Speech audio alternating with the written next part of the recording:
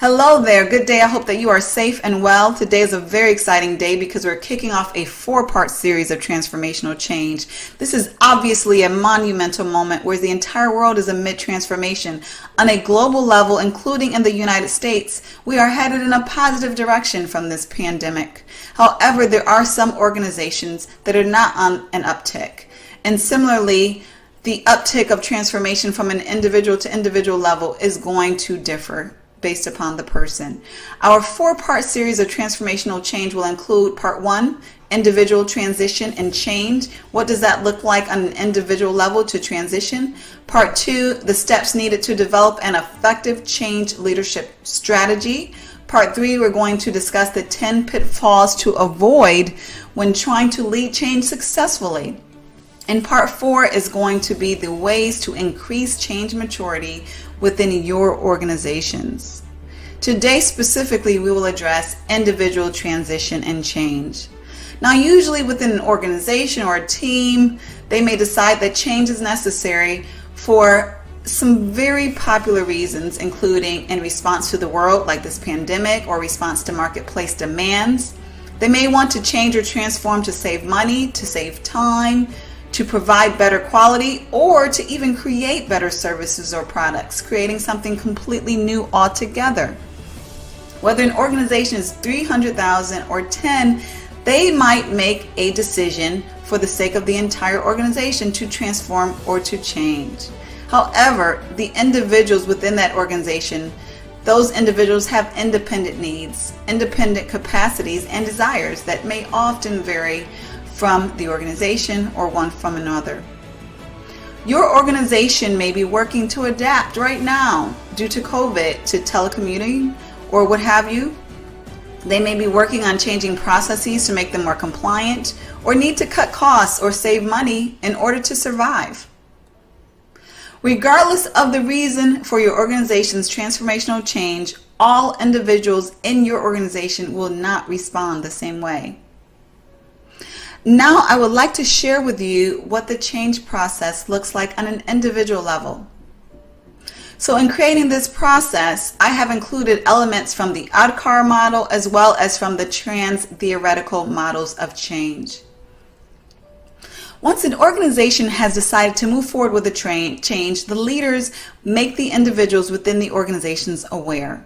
This is the awareness phase. It is a particularly important phase because obviously individuals cannot choose to participate or contribute to a change if they're not made aware of that desired change. This awareness phase can be done well, or it could also be done poorly. Individuals may receive a lot of information regularly, or little information with hardly any regularity at all. The bigger the change, the more information and the more regularly individuals should receive communication. Once individuals receive awareness, they all will go to this contemplation phase. Now, during the contemplation phase, individuals are deciding whether or not to participate in this change. They are contemplating whether it's in their best interest or the best interest of their organization based upon their perspective, whether or not this change should happen. Now, of course, the level of effectiveness in implementing the awareness phase will influence the outcome of the contemplation phase. After the contemplation phase, individuals will either choose to engage or disengage with the change. Those who choose to disengage will either go into a full rejection or avoidance phase. The rejection phase is evidenced by verbal or non-verbal defiance and or criticism to the new ways to come. Avoidance is harder to identify initially. The avoidance, it entails a more passive-aggressive approach. The individual is not assertively rejecting the new way and related actions. However, they're avoiding it as long as they can. This can manifest by not making the transformation a priority. They may continue to do things to work as usual, status quo. The rejection and or avoidance phase ultimately leads to the ultimatum phase. In an organization, transformation, this is going to require, obviously, some major shifting for everyone. Individuals will need to eventually adapt to survive and thrive within the organization, or otherwise. In the ultimatum phase, the individual may have rejected and or avoided the new way as long as they could, and now they need to make a decision. In order to be successful and or stay in the organization, they have to adapt. At this point, they either choose to stay disengaged or decide to engage with the organizational change. If they continue to disengage, it often leads to disillusion. That is the separation of the individual and the organization. The relationship that the individual has with the organization or that specific role may dissolve. And if this happens, obviously the individual reaches the final phase, which is failure to adapt. Now, individuals who ultimately choose to engage, they will go through this process of saying goodbye or letting go of the old or current way that things are done.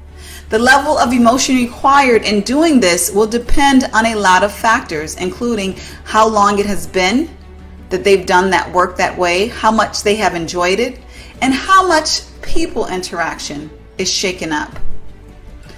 This is going to influence grossly the level of phase changes that they will need to go through and how long in order to ultimately be successful. There are a myriad of factors that will influence this. The process of letting go of this attachment may continue even through all of the phases of the change, just depending on how closely they are attached to the current way of doing things. The next phase is the novice or learning phase.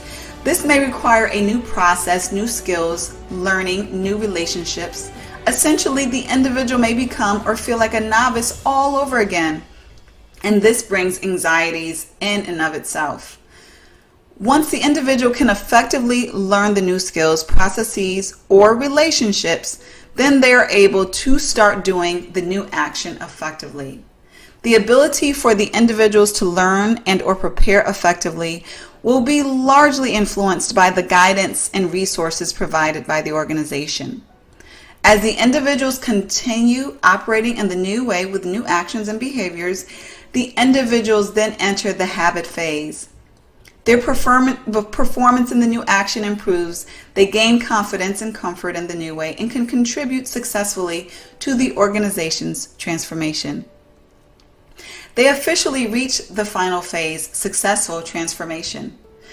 Those are the phases of individual transition and change within the organization transformational process. Thank you for joining us on this journey of transformational change. I hope that you will stay tuned for parts 2 through 4 in the following weeks.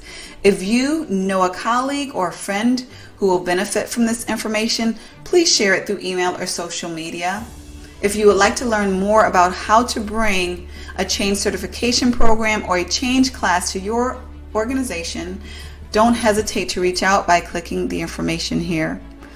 And to learn about availability of coaching spots with Dr. Lepora for leadership, transformation, or change and talent management services, please reach out for your complimentary exploratory session. Have a wonderful day.